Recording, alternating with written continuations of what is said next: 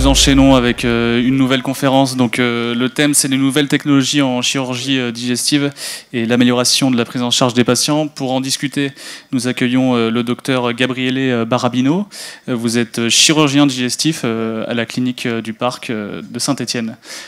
Juste avant que notre chirurgien commence, pour les personnes sensibles, il y a quelques images lors de la présentation qui présentent des images d'opération. Donc pour les personnes qui seraient les plus sensibles, ça peut heurter. Voilà. Je vous laisse la parole et puis je reviens dans une vingtaine de minutes. Merci, bonjour à tout le monde et merci aux organisateurs de m'avoir invité et de profiter de cette journée pour vous présenter effectivement les nouvelles technologies qu'on a en chirurgie digestive, le parcours de patient et l'amélioration. Personnellement, je suis intéressé et je m'intéresse aux nouvelles technologies. On utilise le robot chirurgical depuis 2014, donc ça fait quelques années. Et en chirurgie, comme dans toutes les spécialités, on a une amélioration des technologies, de l'innovation, avec la laparoscopie avancée, la fluorescence, la robotique que vous verrez, des échographies, de nouveaux modèles de 3D, les micro-ondes aussi, ce n'est pas que pour faire de la cuisine, et l'intelligence artificielle avec l'analyse de données et la vision amplifiée. Alors, on va commencer sur la chirurgie digestive.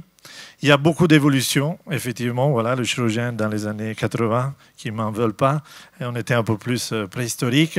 Les instruments aussi, ça n'avait pas beaucoup changé. Et en réalité, depuis les années 90, la célioscopie, les petites incisions, vous savez, avec la caméra, les micro-ondes, la fluorescence et le robot. Alors, ça va vite. Pour nous aussi, comme pour vous, pour la technologie, le téléphone, la télé, etc. Ça va très vite, mais c'est tout fait pour aider aussi le chirurgien à améliorer sa technique chirurgicale, le parcours du patient, et pour faire que le patient soit mieux, plus vite et plus rapidement. Alors, c'est Mars, donc Mars bleu, effectivement, avec le cancer colorectal. On va prendre un exemple de ce cancer, que c'est un cancer qui malheureusement est très fréquent, plus de 36 000 nouveaux cas par an, 16 000 décès. Et on sait aujourd'hui que l'important, c'est faire un diagnostic précoce, comme tout. Plus vite on le détecte et plus vite on guérit. Et on a plus de chances de guérir surtout. Pourquoi? Parce que malheureusement, encore aujourd'hui, la seule chose qui va nous permettre de guérir, c'est avec les médicaments, les chimiothérapies, etc., mais c'est surtout la chirurgie. C'est-à-dire que l'important, c'est de tout enlever pour avoir le plus de chances de guérir. Et comme vous pouvez voir, par exemple, dans une endoscopie, le cancer, il peut évoluer en 5-10 ans dans un petit polype, et de plus en plus, il évolue, il grossit. Et quand il grossit trop, des fois, c'est trop tard. Et alors, un exemple important, c'est par exemple de pouvoir voir mieux les choses. Donc, on veut, par exemple, pour faire évoluer la chirurgie, travailler sur quelque chose qui nous permette de voir mieux, de voir plus précisément et de capter un tumeur qui peut être tout petit. Un exemple, que c'est très récent, ça fait 10-15 ans qu'on travaille sur cette technologie, c'est la fluorescence. Je ne sais pas si vous la connaissez, même les stylos fluorescents, etc. C'est ça, c'est des molécules qui permettent d'absorber de l'énergie, de la renvoyer avec une lumière particulière. Dans le cas spécifique, sans rentrer dans le détail, on a une caméra célioscopique pour voir, mais cette caméra elle a un capteur spécifique pour envoyer un laser et récupérer cette image et l'énergie, et on a des caméras spéciales. On a la capacité de voir des petites lésions, même inférieures à 1 millimètre, grâce à ça. Et donc, on a la possibilité de détecter des tout petits tumeurs pour vraiment être plus efficace à opérer. Voilà une première vidéo. Ce qu'on voit, c'est à l'intérieur du corps. C'est par exemple, là, c'est l'intestin, le gros intestin ici. Et les couleurs sont les couleurs naturelles. Et vous allez voir que, voilà, avec cette caméra spéciale, on change de vision et on a l'apparition, avant de pouvoir couper, voilà, de ce vert qu'autrement on ne verra pas. Donc c'est exactement ça la fluorescence. Donc pendant qu'on opère, on utilise des caméras spéciales qui vont nous permettre d'être très précis et d'améliorer notre qualité de résection et notre qualité de résection. Donc mieux on opère, mieux on pratique la chirurgie, plus le patient a des chances de guérir. Il y a 10 ans, 15 ans, tout ça, il n'existait pas. Donc aujourd'hui, il n'y a pas que les yeux du chirurgien, il y a aussi ces outils qui nous permettent, par exemple, de voir mieux. Et voilà, on revient à la lumière normale qu'on voit avec nos yeux, avec la caméra, mais c'est très différent de la fluorescence. Je reviens maintenant un peu sur le parcours parce que quand on opère, ce n'est pas que la chirurgie. On a beaucoup d'améliorations en médecine et en chirurgie aussi dans le parcours du patient. Qu'est-ce que ça veut dire? Que le patient il va être pris en charge dans sa globalité. Ce n'est pas bonjour, vous rentrez, vous êtes opéré, c'est expliquer au patient et surtout l'intégrer dans un programme de développement pour récupérer au plus vite. Effectivement, ça peut être compliqué. Apparemment, en réalité, vous allez voir que c'est très simple. Et la prise en charge a bien évolué. C'est plus comme à une époque. On restait, même pour une chirurgie d'une hernie, par exemple, 1 semaine, 10 jours ou 2 semaines. Aujourd'hui, on fait un ambulatoire et on récupère plus vite. Qu'est-ce que c'est la RAC? Ce terme, c'est réhabilitation rapide après chirurgie. Ça veut dire qu'on veut que le patient il récupère plus vite. Pas pour le faire sortir plus vite, mais simplement parce que plus il récupère vite, mieux il sera, moins de complications il va faire, et donc il va guérir mieux et avec une meilleure qualité. Ça veut dire que on va diminuer la morbidité. La morbidité, c'est toutes les possibles complications.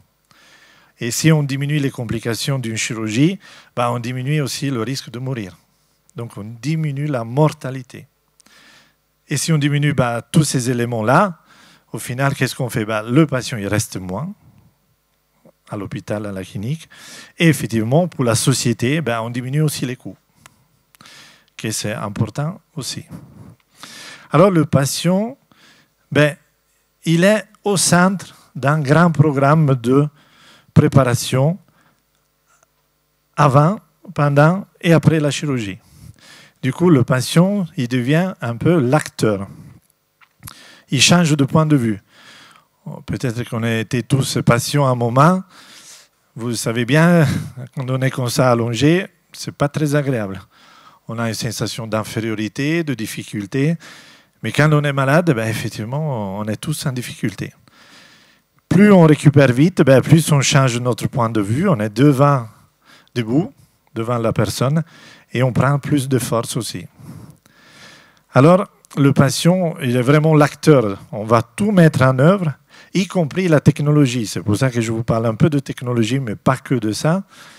Et l'idée, c'est vraiment de tout faire pour que le patient soit acteur de sa prise en charge. Et on le prépare. Et l'idée, c'est qu'on fait tout ça pour diminuer le choc de l'intervention, la gravité, la lourdeur des médicaments, de tout, pour qu'il récupère plus vite. Pour faire ça, par exemple, on va le suivre très longtemps, un patient. Donc on va le préparer avant la chirurgie.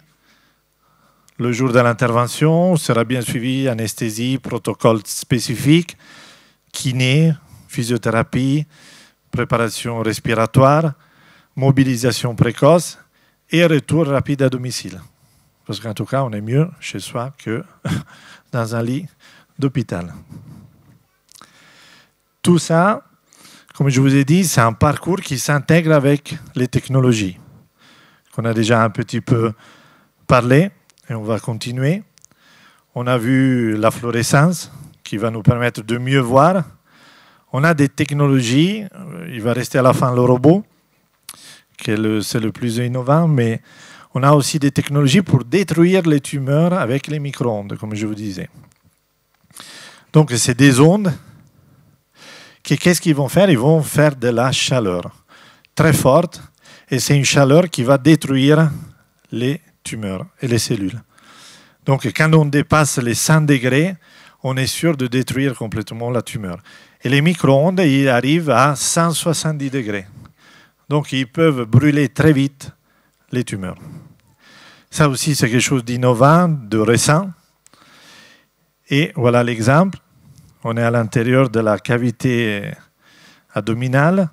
L'aiguille que vous voyez, c'est une aiguille de micro-ondes. Ça veut dire qu'à l'intérieur, il passe ces ondes qui vont brûler. On a une échographe en surface ici. Et le chirurgien, ici, c'est en plus avec le robot. Donc, on intègre l'échographie et celui-ci. Donc, pendant que j'opère, effectivement, j'arrive à intégrer tous ces éléments. Et vous allez voir qu'on va piquer les tissus avec cette aiguille pendant l'intervention. On va le voir ici. Le chirurgien, il voit pendant qu'il le fait. Avec l'échographe, vous voyez ce petit trait blanc, c'est l'aiguille qui rentre dans les tissus. Et une fois qu'on dit c'est tout bon, on vérifie, on fait démarrer le traitement qui va créer à l'échographie, vous allez voir apparaître ce blanc. Ça veut dire qu'il est en train de brûler. La zone qu'on décide de brûler.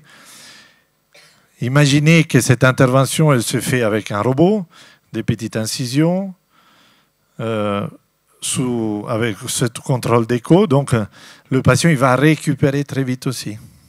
Donc, ça fait partie du parcours patient et de cette amélioration du parcours du patient.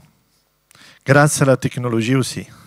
Voilà, il est en train de brûler et vous voyez le blanc à l'échographie, ça veut dire que ça chauffe bien fort. Voilà. Beaucoup d'informations, je sais, mais c'est pour vous faire un petit surtout passage des innovations qu'on a aujourd'hui. On termine avec le robot. Au 3e étage, la clinique du parc est intuitive et nous a gracieusement prêté un simulateur. Donc, je vous invite à essayer. C'est comme la console qu'on utilise, nous, les chirurgiens. Et vous allez voir la facilité de l'utilisation de ce robot et des instruments. Donc voilà la main du chirurgien et les instruments qu'on utilise aujourd'hui sont très petits, ils font 8 mm à peu près. Et le chirurgien, voilà, par exemple, il est à la console. C'était un modèle qu'on avait il y a quelques années, ce n'est pas celui d'aujourd'hui. Vous verrez l'évolution aussi des choses. Et le chirurgien, il est dans la salle opératoire avec les bras du robot qui sont autour du patient. Voilà, pendant une intervention,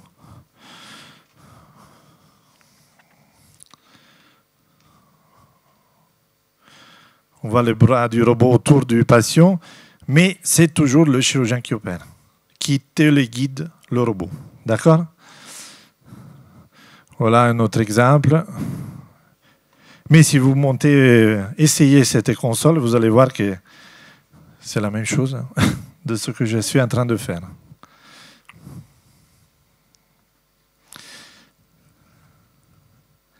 Les mouvements du chirurgien, ils se font bouger et manipulent avec beaucoup plus de précision le bras du robot qui travaille à l'intérieur du corps du patient. Alors, celui-ci, c'est le robot Da Vinci qu'on a aujourd'hui. Et c'est une vidéo un petit peu longue, mais vous allez voir vraiment la mise en route et l'utilisation du robot dans son ensemble. L'équipe paramédicale, là c'est Mélanie et l'ingénieur de Intuitive et mon assistant Stéphane. Nous préparons le robot. Le robot, c'est une grosse machine de 800 kg quand même, son poids, avec 4 bras articulés. Et on va préparer toute l'intervention et surtout le robot. Voilà, là je suis habillé pour l'instant pour commencer à introduire des instruments et surtout les raccords pour le robot et gonfler le ventre pour créer l'espace où on travaille. Et avec mon assistant, on installe la caméra pour évaluer la faisabilité de l'intervention. Et ensuite, une fois qu'on sait qu'on peut opérer avec le robot, nous allons installer le robot près du patient. Et c'est à ce moment-là que je vais passer à la console pour travailler. Donc voilà, ça c'est l'habillage du robot. Le robot, il faut qu'il soit stérile. D'accord? Parce que tout il doit être propre. Donc on fait un vrai habillage du robot. Et on prépare le robot pour qu'il puisse s'approcher du patient et qu'il puisse travailler.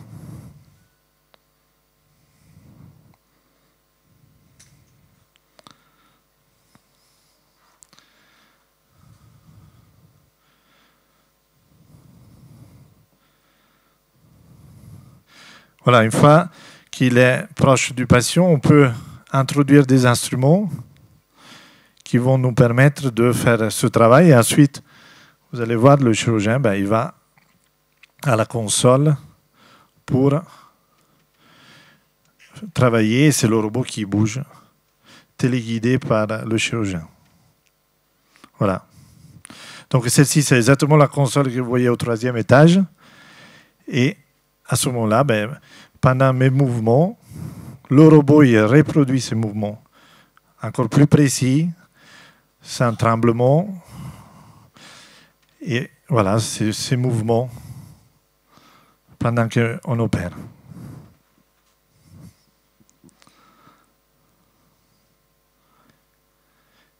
Entre-temps, bien sûr, il y a des écrans.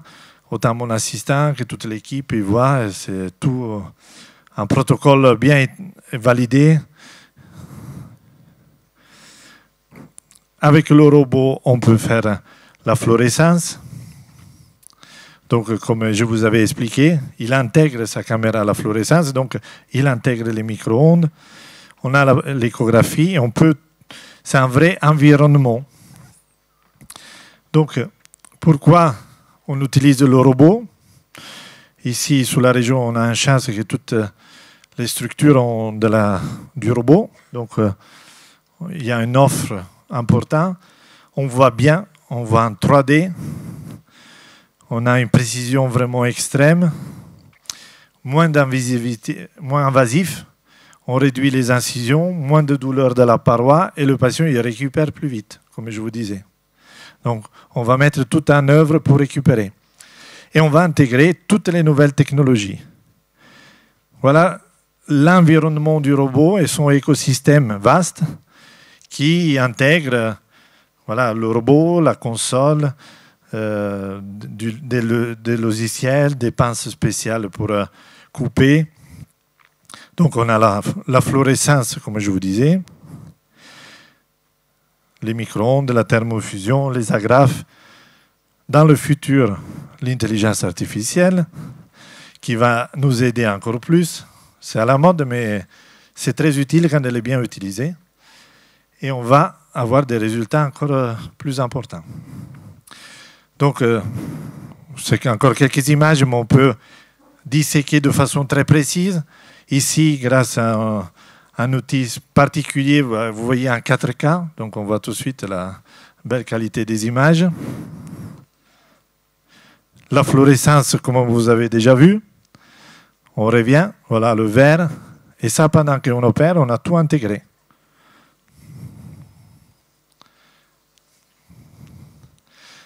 Voilà, c'est bien vert, hein, quand ça devient vert. On peut faire même des raccords avec des petits points. Voilà, c'est toujours le chirurgien qui fait. Mais voilà, c'est la suture manuelle, mais faite avec le robot. Donc on est encore plus précis. Imaginez que ce que vous voyez là est grossi 4 fois. Hein. Et tous les mouvements sont démultipliés.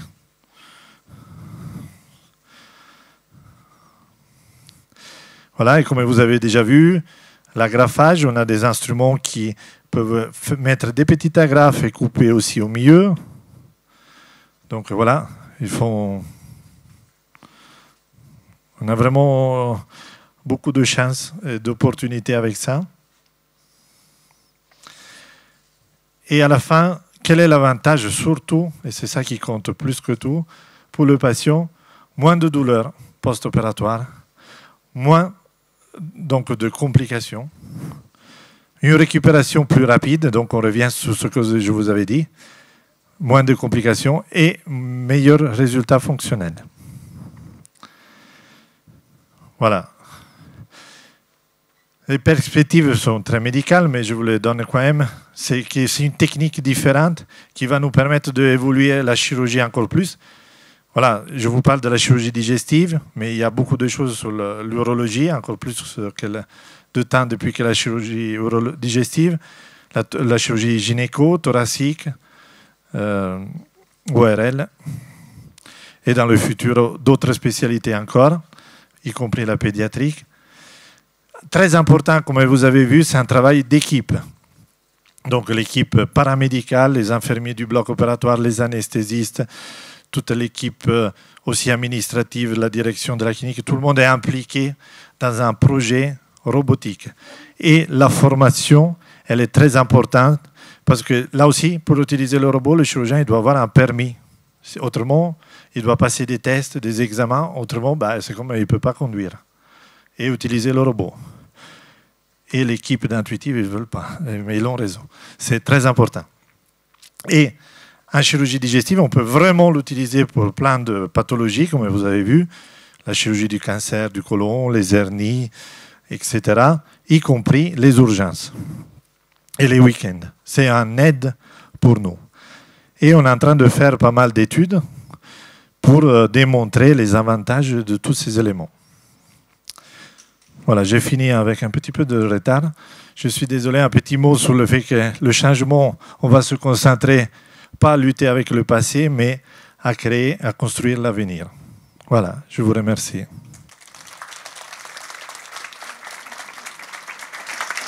Merci docteur Baradino pour cette présentation très précise. Un petit peu de philosophie à la fin, ça fait du bien. Est-ce qu'il y a des questions dans le public? Je vous rappelle que je viens vers vous avec le micro. Et... Oh, j'ai pas un champ de vision assez développé. Bonjour. Combien de temps il vous faut pour être formé avec tous ces robots? Oui, très bonne question, merci. Effectivement, c'est une préparation qui... Alors, la technique chirurgicale, ça fait des années, la formation du médecin et du chirurgien. Pour la robotique, entre 30 et 60 jours, en sachant qu'il faut quand même avoir... C'est toute une formation préétablie par l'équipe du robot, avec une formation théorique, des heures et des heures de formation avec des QCM à valider, des cours aussi, le simulateur, comme celui que vous voyez là. Donc les exercices que vous allez faire, on les a fait nous aussi, et on doit passer au moins à 85% le résultat. Donc 90% c'est mieux. Et plus on s'entraîne, mieux c'est. Et ensuite, on va faire une formation à distance. Il y en a à l'IRCAD à Strasbourg, en Europe, à plusieurs centres. On va utiliser le robot à ce moment-là, en façon réelle, avec nos équipes.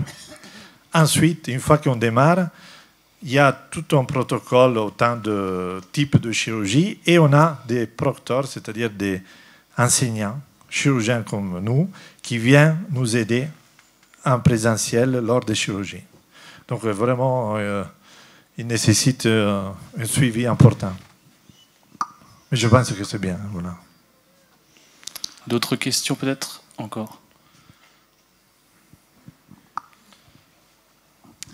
Bonjour. Toute votre équipe est formée en même temps que vous, ou c'est vous qui la formez sur place? Et combien coûte un robot? Oui. Alors, on est formé en même temps. Toute l'équipe, ce n'est pas moi qui je forme, c'est vraiment une formation équipe médicale et paramédicale. Parce qu'il faut vraiment de la cohésion, de l'organisation, un travail d'équipe. Voilà, indispensable. Le coût du robot, ça coûte cher. Autant l'achat que l'utilisation, parce que c'est du matériel quand même de qualité. Je pense on dépasse le million d'euros, voire les deux. Voilà. Selon, il y a différents modèles aussi, etc. Mais effectivement, c'est du matériel de qualité. Alors, les opérations par jour. Effectivement, l'intérêt de ce robot, c'est effectivement pas aller plus vite. On fait de la qualité, mais en faisant de la qualité avec la technique adaptée, c'est aussi rapide. Et on arrive à faire même de 4 jusqu'à 6 interventions robotiques par jour. Et l'autre chose que je ne vous ai pas dit, que le chirurgien, dernier des éléments, mais ce n'est pas le dernier, il se fatigue moins à faire ça. Donc pourquoi? Parce qu'il est assis, il est dans une position confortable, et donc on va durer un peu plus longtemps à opérer dans de meilleures conditions plutôt qu'avoir mal au dos, cervical, etc. Madame, j'arrive vers vous.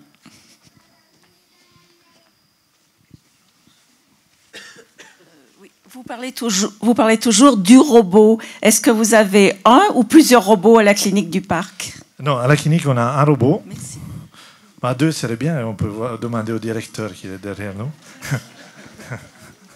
Non, on a un robot. On a un robot qui marche très bien. Et après, on s'est bien organisé. Il y a un comité robotique qu'on met en œuvre, qui on se réunit pour échanger, pour discuter effectivement des interventions, de la durée, de la place de chaque chirurgien, quel jour, etc., pour utiliser le robot. Merci. Merci à vous. J'arrive. Est-ce que la fluorescence indique qu'il faut vraiment opérer la partie? Alors, oui, effectivement. Et la fluorescence, il va nous donner plein d'informations, soit sur le cancer, donc on sait que celui qu'il faut enlever, soit sur la vascularisation aussi, chose que vous avez vue là. Ça veut dire qu'il va nous dire l'endroit qui c'est le bon endroit et versus le mauvais. Donc, elle nous donne plein d'informations bien précises. Comment vous choisissez les patients qui ont droit à la robotique? Très bonne question. En réalité, je pense que la logique, c'est de ne pas choisir, c'est de faire ce que c'est mieux pour le patient. La robotique, ça nous permet de faire une chirurgie aussi complexe. Donc, pour certaines interventions complexes, le robot est vraiment en plus. Donc, on fait ce que c'est mieux pour le patient. Non, ça n'arrête pas les questions. Bonjour.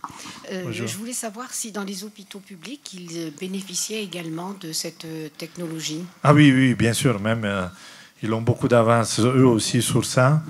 Non, en France, on a de la chance. On est tous bien équipés et le service public est très bien équipé.